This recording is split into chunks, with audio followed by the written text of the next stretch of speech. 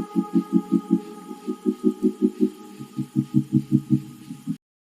Students, आज का हमारा टॉपिक रक्त है। यह वीडियो पार्ट सेकेंड है। इसके पहले मैंने वीडियो पार्ट फर्स्ट अपलोड किया था। आप उस वीडियो को ज़रूर देखें, तभी आपको आज का यह वीडियो अच्छे से समझ में आएगा। फर्स्ट पार्ट के अंतर्गत सबसे पहले हमने पढ़ा रक्त की परिभाषा, रक्त के प्रकार। रक्त को 3 प्रकार से विभाजित किया गया है। पहला है आरबीसी, दूसरा है डब्ल्यूबीसी, तीसरा है प्लेटलेट्स। आरबीसी को इरिथ्रोसाइट्स कहा जाता है, डब्ल्यूबीसी को ल्यूकोसाइट कहा जाता है, वहीं प्लेटलेट्स को थ्रोमोसाइट कहा जाता है। साथ ही इनके क्या क्या कार्य हैं ये भी हमने जाना। इसके बाद हमने रक्त समूह को पढ़ा। रक्त समूह को एंटीजन के आधार पर 4 वर्ग में विभाजित किया गया है। पहला है ए, दूसरा है बी, तीसरा है ए बी और चौथा है ओ। अब यह आज का वीडियो पार्ट सेकेंड है। इसके अंतर्गत सबसे पहले हम रक्ताधान पढ़ेंगे, ब्लड ट्रांसफ्यूजन, फिर आरएच फैक्टर पढ़ेंगे, आरएच फैक्टर किस तरह से रक्त से संबंधित है। इसके बाद रक्त बैंक पढ़ेंगे, ये होता क्या है, क्या इसकी प्रक्रिया है। लास्ट टॉपिक है हमारा रक्त संबंधी रोग। हमारे शरीर में रक्त से संबंधित क्या क्या रोग हैं ये सब हम जानेंगे, और ये सारी चीजें हम इस वीडियो के माध्यम से आज पढ़ेंगे। स्टार्ट करते हैं। रक्ताधान, ब्लड ट्रांसफ्यूजन। रक्ताधान से तात्पर्य है यह एक ऐसी प्रक्रिया है जिसमें एक व्यक्ति दूसरे व्यक्ति को रक्त का आदान प्रदान करता है, और जो व्यक्ति रक्त को देता है वह दाता कहलाता है, वहीं जो व्यक्ति रक्त को ग्रहण करता है वह ग्राही कहलाता है। रक्तादान करते समय हमें दाता में केवल एंटीजन को चेक करना होता है, क्योंकि अगर एंटीजन ए है तो दाता का ब्लड ग्रुप ए होगा, वहीं एंटीजन बी है तो दाता का ब्लड ग्रुप बी होगा। और हमें ग्राही में एंटीबॉडीज को चेक करना होता है, क्योंकि मैंने आपको इसके पहले भी बताया था कि कभी भी एंटीजन और एंटीबॉडी एक समान नहीं होते, ये हमेशा एक दूसरे से विपरीत होते हैं, तभी यह रक्तादान की प्रक्रिया संभव हो पाएगी। रक्तादान को हम इस चार्ट के माध्यम से समझेंगे। यहाँ पे 2 कॉलम आपको दिख रहे हैं। पहला है रुधिरदाता, दूसरा है रुधिर प्राप्तकर्ता, अर्थात इसे हम ग्राही बोलते हैं। रुधिरदाता में मैंने अभी आपको बताया, जब भी रक्तादान होता है तो दाता में हमेशा एंटीजन को चेक किया जाता है और ग्राही में एंटीबॉडीज को चेक किया जाता है। तो जब भी हम दाता की बात करेंगे, अगर ब्लड ग्रुप ए है तो एंटीजन ए होगा, ब्लड ग्रुप बी है तो एंटीजन बी होगा, ब्लड ग्रुप ए बी है तो एंटीजन ए बी होगा। वहीं अगर ब्लड ग्रुप ओ है तो यहाँ पर एंटीजन नहीं पाया जाता है, हमेशा यहाँ पर एंटीजन अब्सेंट होता है। ग्राही की अगर हम बात करें, इसमें देखेंगे ग्राही में अगर ब्लड ग्रुप ए है तो यहाँ पर एंटीबॉडी बी होगी, वहीं अगर ब्लड ग्रुप बी है तो एंटीबॉडी ए होगी। अगर ब्लड ग्रुप ए बी है तो यहाँ पर कोई भी एंटीबॉडीज नहीं पाया जाता है, यहाँ पर हमेशा एंटीबॉडीज अब्सेंट होता है। और अगर ब्लड ग्रुप ओ है तो यहाँ पर एंटीबॉडी ए बी होगा। अब हम इस चार्ट को समझते हैं। रुधिरदाता, अगर इसका ब्लड ग्रुप ए है, वहीं ग्राही में ब्लड ग्रुप ए, तो ये एक दूसरे को रक्तादान कर सकते हैं। ऐसा क्यों कर सकते हैं, अभी मैंने आपको बताया, क्योंकि ब्लड ग्रुप ए में एंटीजन ए है, वहीं ग्राही में ब्लड ग्रुप ए में एंटीबॉडी बी है, अर्थात एंटीजन और एंटीबॉडी दोनों विपरीत हैं, इसीलिए यहाँ पर रक्तादान हो सकता है।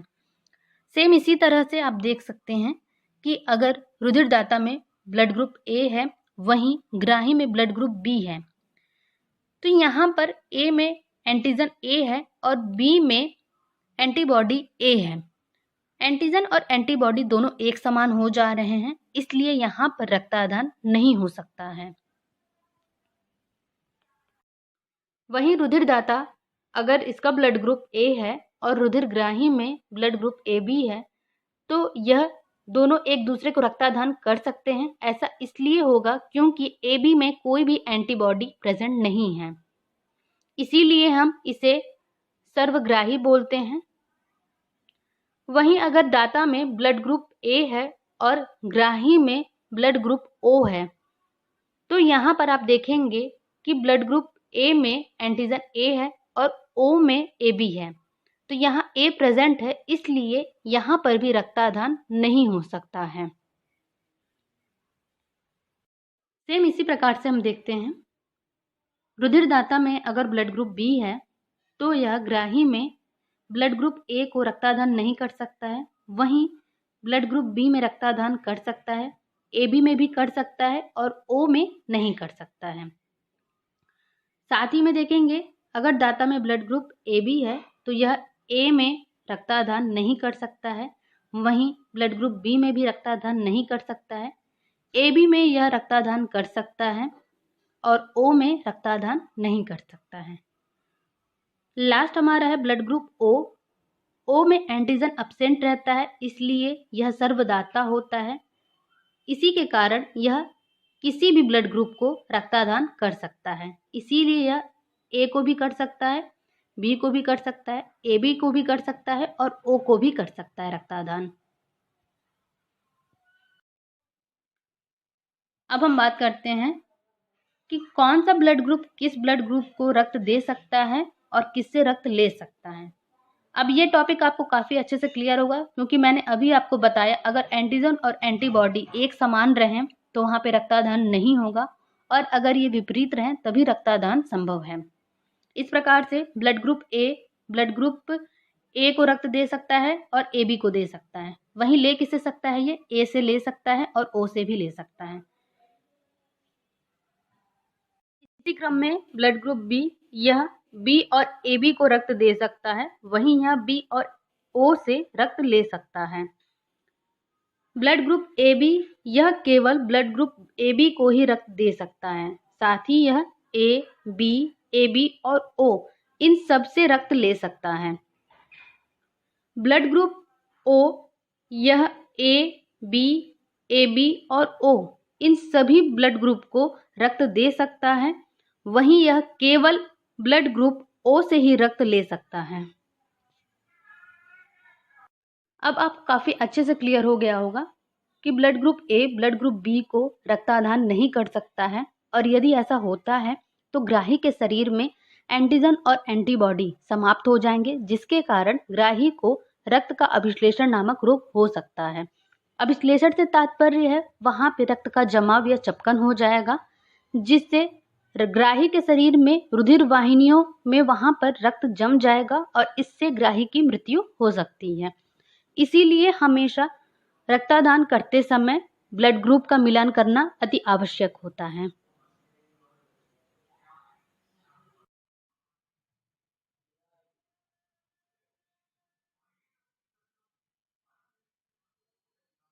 नेक्स्ट टॉपिक है हमारा RH फैक्टर। RH फैक्टर यह RBC अर्थात लाल रक्त कणिकाओं में पाए जाने वाला एक प्रकार का एंटीजन है। इसकी खोज का श्रेय दो वैज्ञानिक कार्ल स्टीनर तथा वीनर को जाता है। इन्होंने इसकी खोज अफ्रीका में एक रिसर्च के दौरान एक बंदर पर की थी, जिसका नाम रिसस था, और इसके नाम के आधार पर ही इस एंटीजन का नाम RH फैक्टर रखा गया। RH फैक्टर यह दो प्रकार से पाए जाते हैं, पहला है पॉजिटिव, दूसरा है नेगेटिव। जिन मनुष्यों में RH फैक्टर प्रेजेंट होता है, पाया जाता है, उन्हें हम RH पॉजिटिव कहते हैं, वहीं जिन मनुष्यों में RH कारक नहीं पाया जाता है उन्हें हम RH नेगेटिव कहते हैं। RH पॉजिटिव वाले व्यक्ति का ब्लड अगर किसी RH नेगेटिव वाले व्यक्ति को दिया जाए, पहली बार में इसका असर कम दिखता है, वहाँ पे कोई प्रभाव नहीं पड़ता है, परंतु अगर दूसरी बार यही रक्तदान किया गया पॉजिटिव और नेगेटिव में, तो उस वहाँ पर व्यक्ति के रक्त वाहिनियों में रक्त जम सकता है, जिसके कारण उस व्यक्ति की मृत्यु हो सकती है।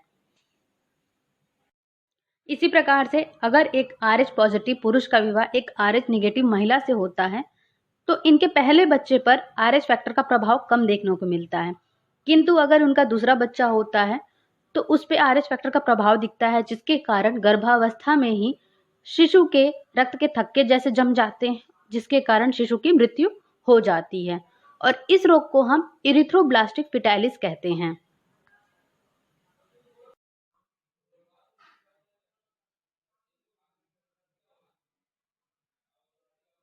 नेक्स्ट टॉपिक है हमारा ब्लड बैंक। ब्लड बैंक यह वह स्थान होता है जहां पर हम रक्त को लंबे समय तक सुरक्षित रख सकते हैं। रक्त को 40 डिग्री फ़ारेनहाइट पर सोडियम नाइट्रेट या डेक्सट्रोज के घोल में रखते हैं, परंतु ऐसे घोल में रखने पर हम रक्त को केवल 10 दिन तक ही सुरक्षित रख सकते हैं। यदि उसके बाद हम चाहें किसी व्यक्ति को रक्त चढ़ाना तो हम नहीं चढ़ा सकते हैं, क्योंकि यह तब तक खराब हो जाता है। और हमें रक्त को लंबे समय तक रखने के लिए रक्त को हमें प्लाज्मा के रूप में ही रखना पड़ता है, तभी यह सुरक्षित होता है। मैंने आपको स्टार्टिंग में ही बताया था, रक्त को 2 भागों में विभाजित किया गया है। पहला है प्लाज्मा, दूसरा है कणिकाएं। कणिकाएं सजीव पदार्थ होती हैं, इसलिए हमें रक्त को लंबे समय तक सुरक्षित रखने के लिए इस सजीव पदार्थ को छानकर अलग करना पड़ता है।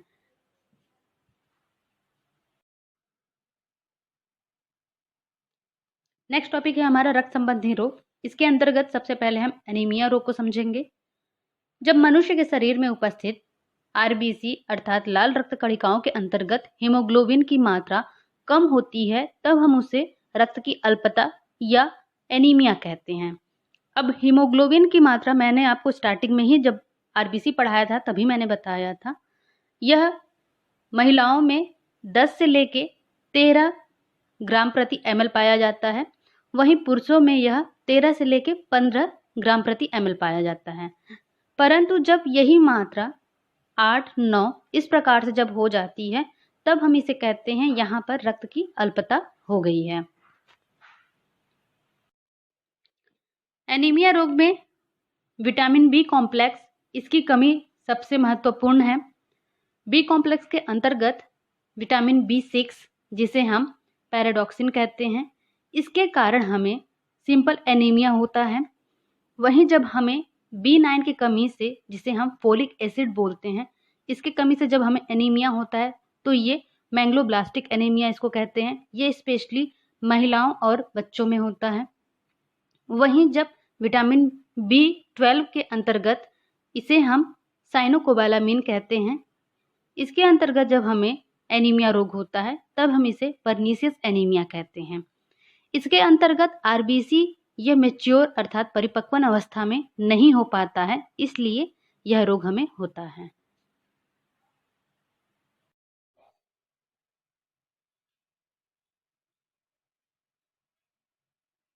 नेक्स्ट टॉपिक है हमारा हीमोफीलिया। यह एक आनुवांशिक रोग है। यह पीढ़ी दर पीढ़ी चलता रहता है। इस रोग में किसी व्यक्ति को अगर चोट लग जाता है या दुर्घटनाग्रस्त हो जाता है, उस समय व्यक्ति के शरीर से खून का बहाव स्टार्ट हो जाता है, परंतु हीमोफीलिया के कारण वहां पर रक्त का स्कंदन नहीं हो पाता है, जिससे रक्त के बहाव को रोकना बहुत मुश्किल हो जाता है।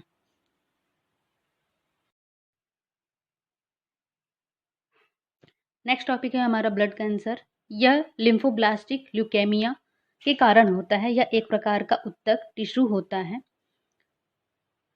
रक्त में बनने वाले इस टिश्यू में हमारे रोग के प्रति लड़ने की क्षमता खत्म हो जाती है और इसके कारण ही हमें ब्लड कैंसर होता है। इसके अनेक लक्षण देखने को मिलते हैं, जैसे वजन का घटना, थकान महसूस होना, भूख का न लगना, वहीं बुखार होना हमेशा और शरीर का नीला पड़ जाना। इस प्रकार के हमें लक्षण देखने को मिलते हैं। नेक्स्ट है थैलेसीमिया। यह एक आनुवांशिक रोग होता है। यह भी पीढ़ी दर पीढ़ी चलता रहता है। इस रोग के कारण व्यक्ति में हीमोग्लोबिन के निर्माण में कुछ गड़बड़ी आ जाती है, जिसके कारण व्यक्ति में रक्त की कमी हो जाती है और थैलेसीमिया के कारण ही व्यक्ति को बार बार रक्त चढ़ाने की आवश्यकता पड़ती है।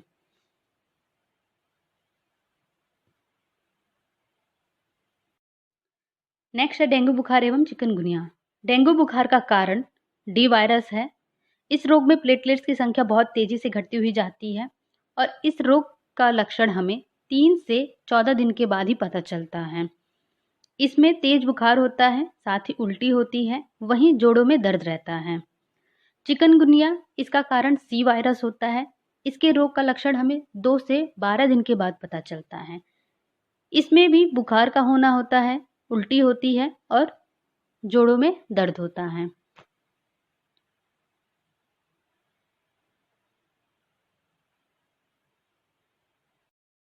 पुनः एक बार हम रक्त के इस पूरे चैप्टर को, इनके जितने भी महत्वपूर्ण तथ्य हैं, पार्ट फर्स्ट और पार्ट सेकंड दोनों को मिला करके पूरा हम एक साथ रिवीजन करते हैं।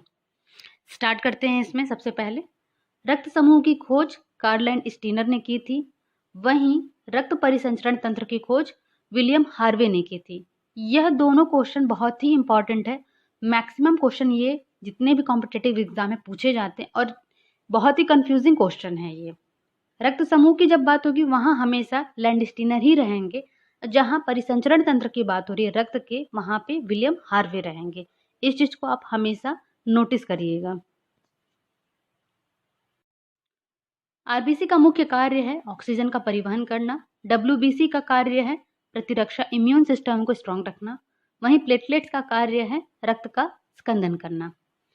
साथ ही मैंने आपको बताया आरबीसी का जीवन काल 120 दिन का होता है, डब्ल्यूबीसी का 10 से 13 दिन का होता है, वहीं प्लेटलेट्स का 1 सप्ताह का होता है। ये सारे जितने भी तथ्य हैं बहुत ही इंपॉर्टेंट है और इसी टाइप से क्वेश्चन पूछे जाते हैं। रक्त स्कंदनीय प्रोटीन 2 होते हैं, पहला है प्रोथर्मिन, दूसरा है फाइब्रिनोजेन। वहीं प्रतिस्कंदनीय मैंने बताया था आपको, वो है हिपैरिन। रक्त भक्षण कणिकाएं किसको कहते हैं? डब्ल्यूबीसी को कहा जाता है। रक्त समूह ए बी यह सर्वग्राही होता है क्योंकि यहाँ पर एंटीबॉडी अब्सेंट होता है। वहीं रक्त समूह ओ सर्वदाता होता है क्योंकि यहाँ पर एंटीजन अब्सेंट होता है। रक्त संबंधी रोग कौन कौन से हैं? एनीमिया है, हेमोफीलिया है, थैलेसीमिया है, डेंगू बुखार है, चिकनगुनिया है, ये सब आपके रक्त संबंधी रोग हैं। परंतु आनुवांशिक रोग कौन से हैं रक्त संबंधी? ये हैं आपके स्पेशली हेमोफीलिया और थैलेसीमिया। मैं आशा करती हूँ आपको रक्त का यह पूरा चैप्टर, जिसको मैंने पार्ट फर्स्ट और पार्ट सेकंड के माध्यम से पढ़ाया है, इसमें जितने भी महत्वपूर्ण तथ्य हैं उन सबको मैंने आपको बताने की पूरी कोशिश की है और मैं आशा करती हूँ आपको ये सारे तथ्य काफ़ी अच्छे से समझ में भी आए होंगे। तो आप मेरे चैनल साइंस गैलेक्सी को ज़्यादा से ज़्यादा सब्सक्राइब करें, साथ ही मेरे इस वीडियो को लाइक एंड शेयर करें। Thank you so much.